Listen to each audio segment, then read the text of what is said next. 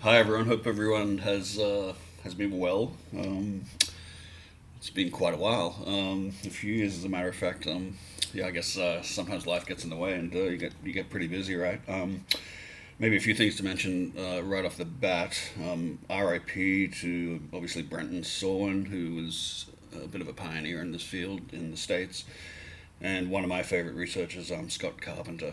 It's sad to see him go. He was absolutely fantastic and got some pretty incredible footage of what looked like almost a portal opening up. He was kind of clever enough to be one of these guys that would put his camera facing backwards on his shoulder, and yeah, he seemed to get some very very interesting stuff.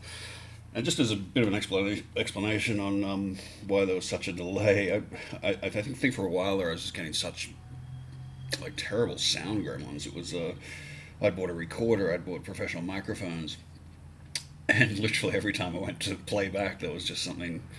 There was either some sort of distortion going through the whole thing, or there was just bizarre feedback, and it sort of culminated with like my last interview with one of my favorite researchers in Australia, a guy by the name of Rusty 222. We had a fantastic conversation. It was a really good interview, and then of course I went to play it back, and it was completely unusable. Um, so that was a little bit frustrating. But then I'm not sure if I've mentioned this before, but I do work in the film industry, so I get extremely busy. We do long hours, and weeks turn into months, and you suddenly if everything's sort of gone by the wayside, including personal relationships and hobbies and passions and all that sort of stuff. So, yeah, that's it's been a kind of an interesting journey for me. Nearly moved back to Canada at one stage, living in northern New South Wales for a bit, which was fantastic down by Brunswick Heads, because I was doing a reality TV show which films in northern New South Wales. It's called I'm a Celebrity, Get Me Out of Here, the UK version. I was location managing that for a bit. Um, and the really interesting thing about that work is, if we want to film, for example, on Fingal Beach or around the headlands or at Clary Hall Dam, which is a place they've used quite a lot, you have to consult with the First Nations first to sort of get their permission and get ideas of what we can and can't do, and all of that sort of stuff. And of course, me being the Yowie nerd, I love talking to the elders when they come out, and so I'm in their ear about the hairy man and all that sort of stuff, and so that's been kind of cool. A cool part of my journey in that field is sort of there's a great guy, Warren Phillips, who's one of the elders at Tweed Byron Land Council, and he definitely feeds my nerdism. So he's always sort of telling me stories about the hairy man, the little hairy man, the devil dogs, I should say, which sound a bit like Dogman, which is interesting. I didn't realize local First Nations had any sort of mythology relating to that. So that's once again, it's one of those interesting things that when you talk to Indigenous folks all around the world, they've got this sort of consistent thread of things that we otherwise think are absolutely crazy and out to lunch. Yeah, one I'll tell you about a particular incident. I went out to Clary Hall Dam, which I'll put some maps up and some photos of.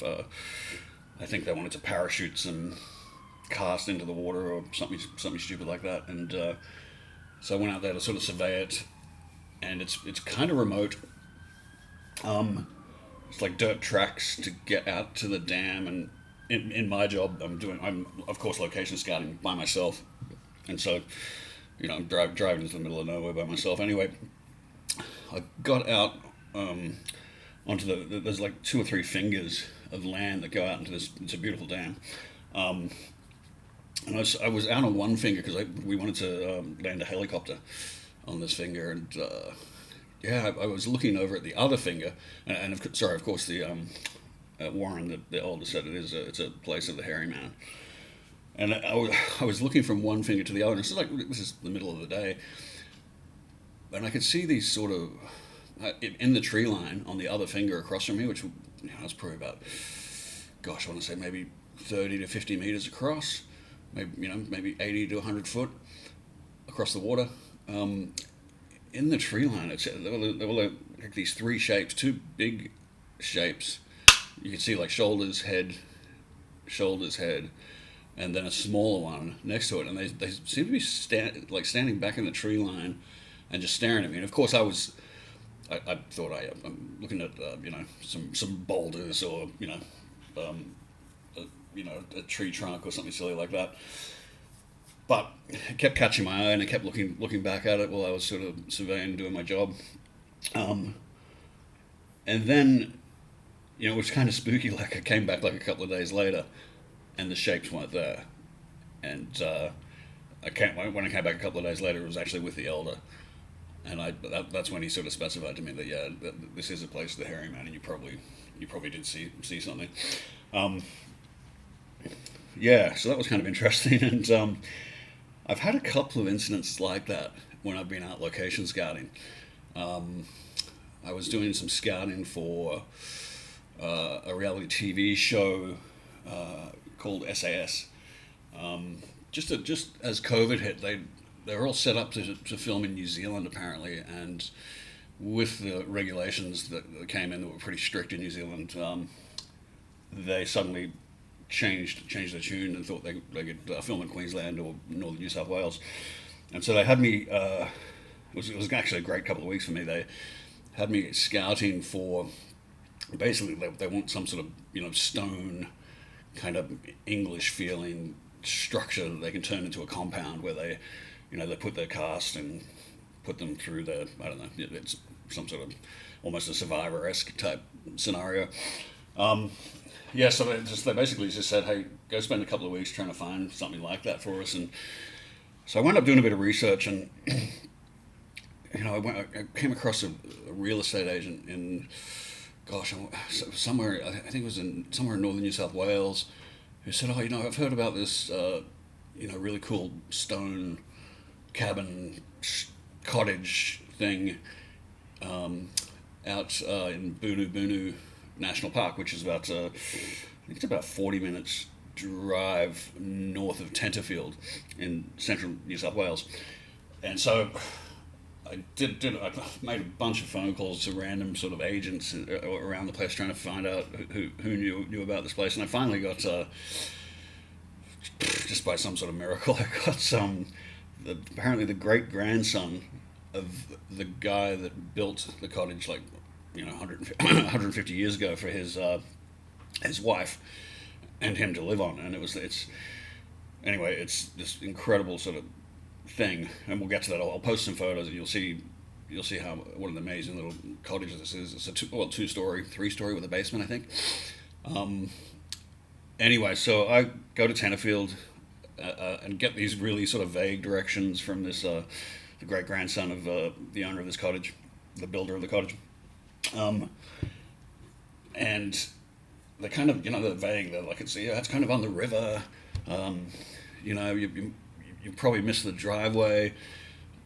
You might be able to see it from the riverbank on the other side, and blah, blah, blah. But, luckily there's sort of only one road going out into Bunu National Park, so I figured, okay, well, look, chances are I'm not going to miss it if I just use my eyes. And so it's a Tuesday morning. It's about, I think I left the hotel at like 8 in the morning.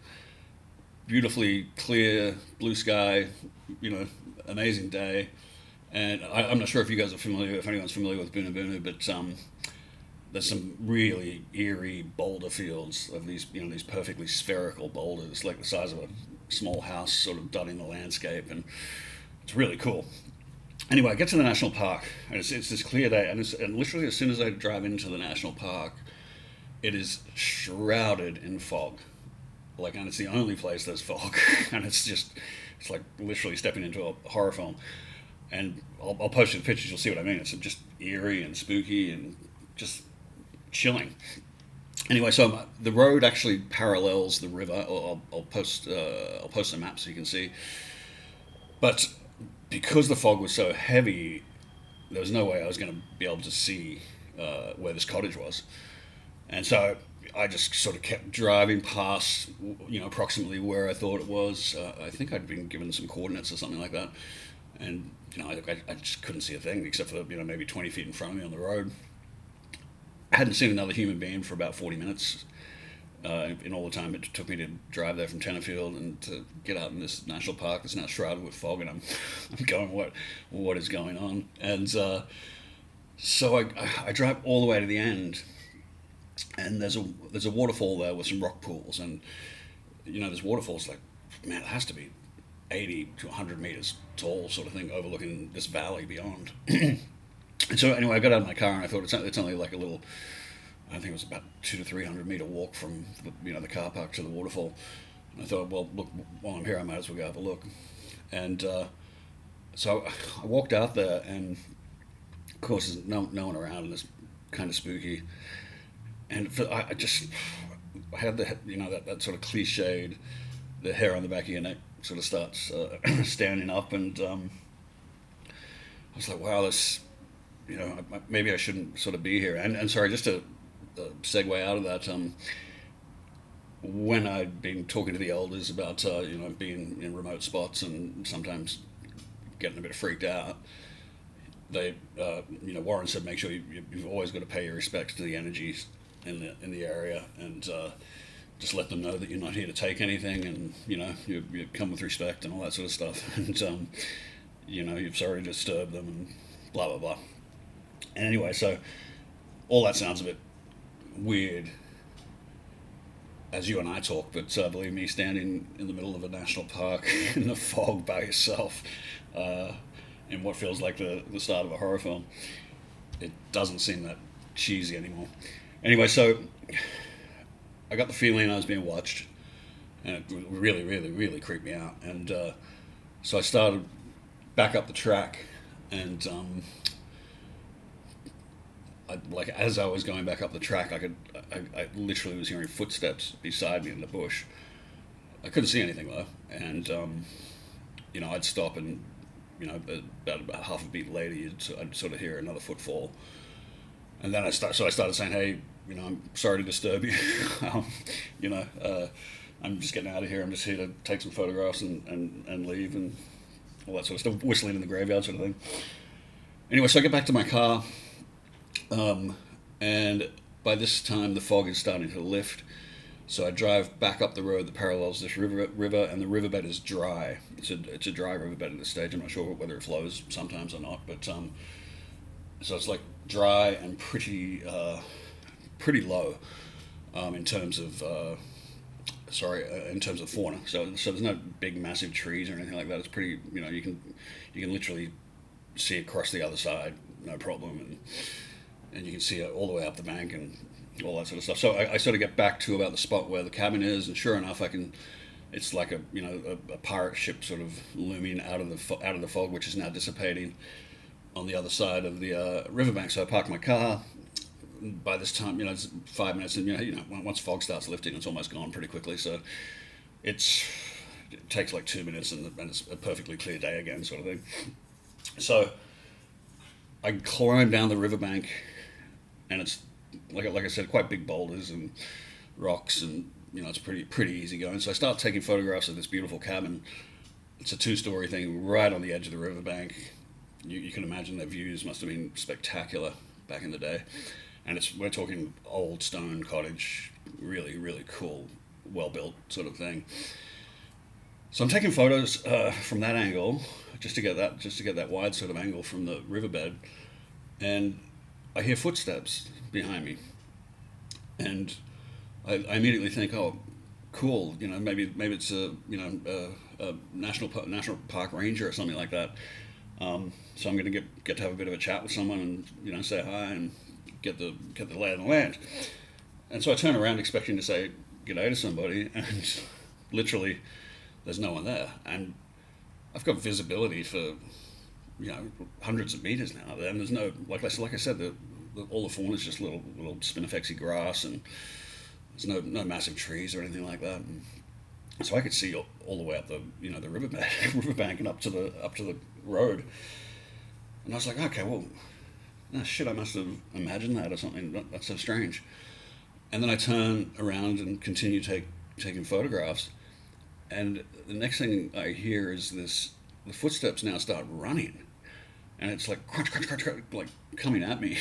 And I literally thought someone was about to tackle me. I literally crouched down and ducked and turned around, and there was no one there again. And it literally sounded like it was about to, like, it was 2 feet behind me, sort of thing. So of course I'm pretty wigged out by the stage. Give my little speech of gratitude and respect again, and hey, sorry to bother you, and I just need to go take some photos of this cottage and blah blah blah. Anyway, so I get across, I continue across the riverbank and come up to the cottage, and I keep using this horror movie metaphor, but it's entirely accurate. Like, clearly, there's been some kids having some raves around this cottage. There's rusted out, burnt out cars. There's big fire drums and just really weird shit all over the place, right? Around this cottage. And this cottage is, the guy that's built it, he's clearly, I guess clearly into the sort of Asian mythology or mysticism and religion, because he's got, he's built like elephant gods, statues of elephant gods and all this sort of stuff. And he's got, the cottage kind of has a back courtyard, magnificent, where he's built stairs up to a kind of a big big stone deck. And like I said, with all these sort of elephant gods and strange mystical stuff. And there's a bunch of furniture still there, but this cottage is just absolutely beautifully made. It's just incredible. And then, so I'm taking the photos of the outside, as you do, just getting all the angles so I can get these back to the producers, and they can see, oh look, we could maybe build a roof over the deck and put some beds there for the cast, or whatever. You just need to sort of try and get as many photos as you can so they can get an appreciation and an idea of what they might be able to utilize it for or not.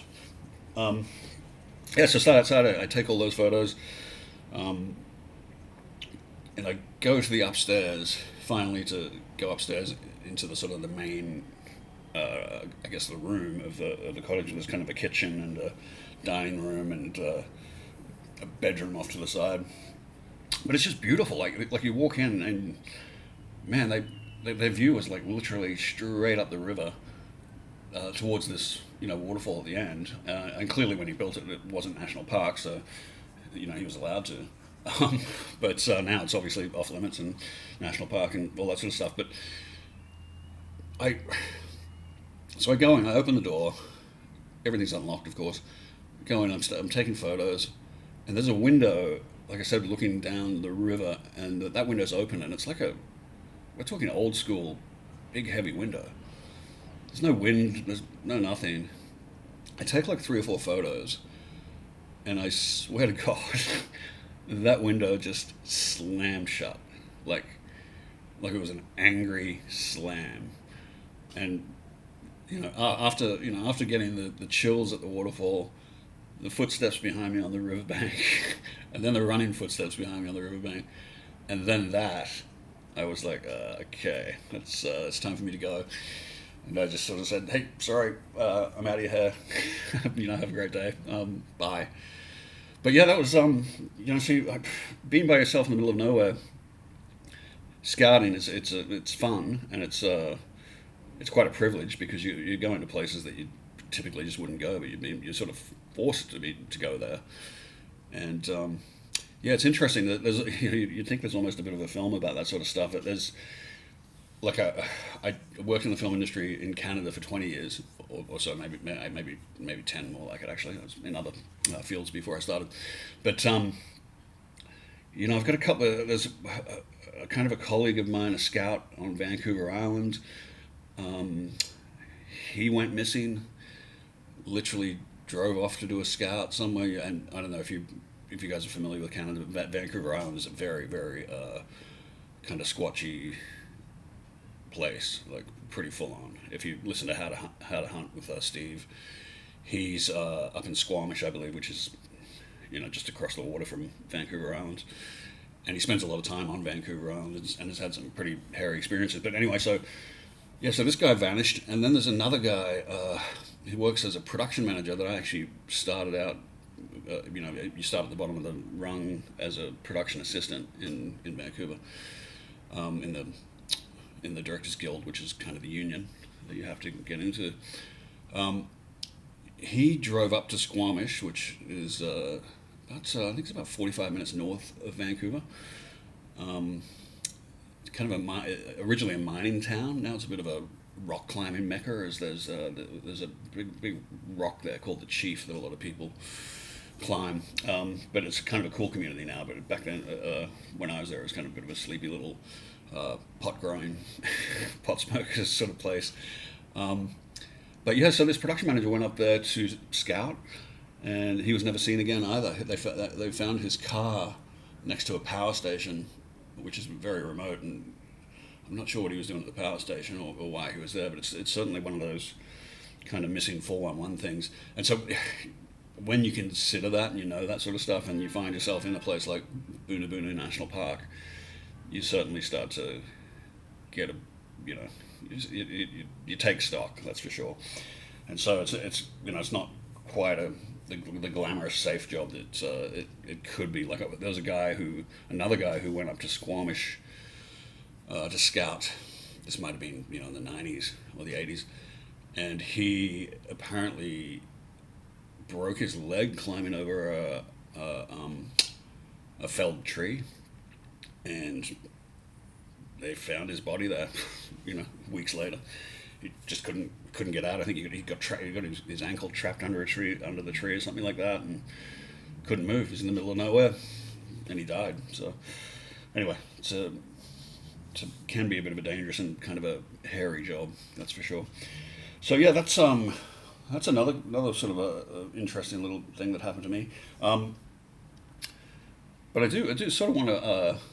I guess over the last few years, man, there's been some really cool footage out there, and so I think it's the Australian Yowie research guys I might be wrong, but that amazing thermal footage up at Springbrook is absolutely incredible. So I'd like to hopefully this is just going to be a catch up episode, guys. I'm not interviewing anyone, but just wanted to sort of touch base, and then I'd like to reach out to those guys and maybe have a chat with them about that thermal footage, because that's just incredible. And also the guy, I'm not sure if you guys saw the Dogman footage from the Sunshine Coast. The guy that was fishing, I think, in his little boat, and there's some pretty clear footage of a kind of what looks like a dog head looking over the trees at him, and it seems like it's pretty damn tall. So that stuff's been really interesting, and it's been good to sort of good to see that stuff. And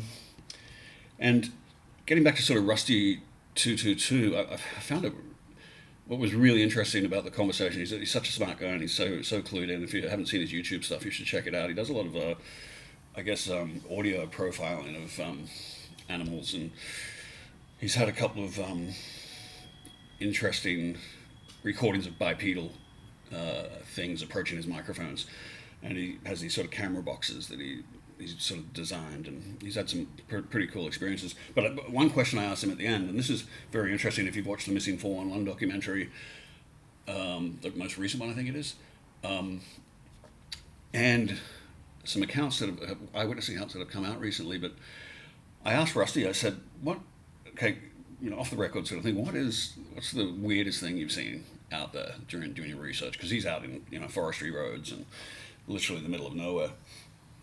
And he said, yeah, this one day, he goes, I'm pretty sure there's a clan of Yowies in this one spot where he's had a lot of good results with his recordings.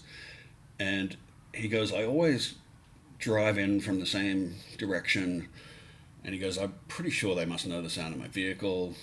So they duck and run, they get out of the way. And he goes, so one day, he goes, I decided to come from the other direction, and I cut my engine, like a mile away, a couple of miles away, and just sort of rolled down the hill quietly down the sort of forestry road to this path that he takes. And he goes, he gets out of his vehicle and starts, stealthily walking up the path, and he hears these running footsteps through the bush, and he said something jumped across the path in front of him that literally looked like, the cloaked predator in the movie Predator, where it's sort of that shimmering, invisible sort of thing. I just found that very interesting when you start to factor in that missing 411. That scientist was talking about it. She was out, I believe, hunting up in a tree stand and saw something.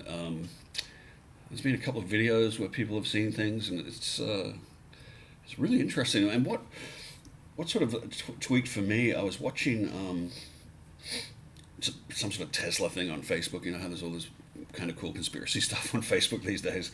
And they're talking about Tesla and the work he was doing with cloaking ships during the Philadelphia experiment. So if you're not familiar with that, but basically the idea was you would put an electrical field around the ship, and it would become invisible to radar. So they've obviously been doing lots of experiments around that. So look, fundamentally, I think that definitely happened. There's a lot of conspiracy folklore that people were sent through portals and were kind of melded into the framework of the ship and all that sort of stuff. Which who knows if that happened or didn't, but surely I think what clearly did happen is they have been experimenting on that sort of stuff. Obviously with stealth technology and all that sort of shit, they're always doing that. But what was interesting is Tesla said the most efficient electrical coil that he could make was kind of conical in shape. And I just found that sort of an interesting little resonant beat that, the most powerful electronic coil he could build was kind of conical, and that these creatures allegedly have, conical heads. And I don't know if there's something to that with their cloaking, whether it's maybe just even a natural thing that they can do, where they're generating some sort of an electrical field that interrupts our perception, perhaps.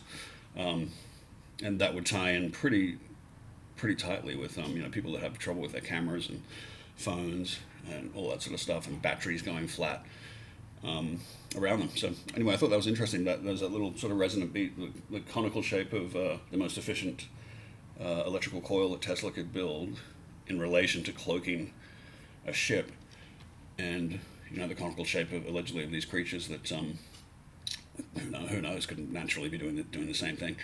I mean, it always seems like some sort of supernatural thing until scientists get a hold of it and start looking at it. I mean, you think of crustaceans and octopuses, their ability to cloak within to camouflage themselves like their background, and I think anything's possible. I think we live in a much stranger world than we're led to believe, and I think that's becoming quite obvious. So anyway, guys, I just wanted to reach out and say hi again. Thanks for all your kind words and all your support over the years. Hope everyone's been well. Hope you came out of those crazy years safe and healthy. And I look forward to chatting with you guys again soon. Please reach out if you have any ideas for some interviews, or if anyone's had any experience. Please email me at theyowiefiles @gmail.com. I don't even know my own email. That's pretty sad.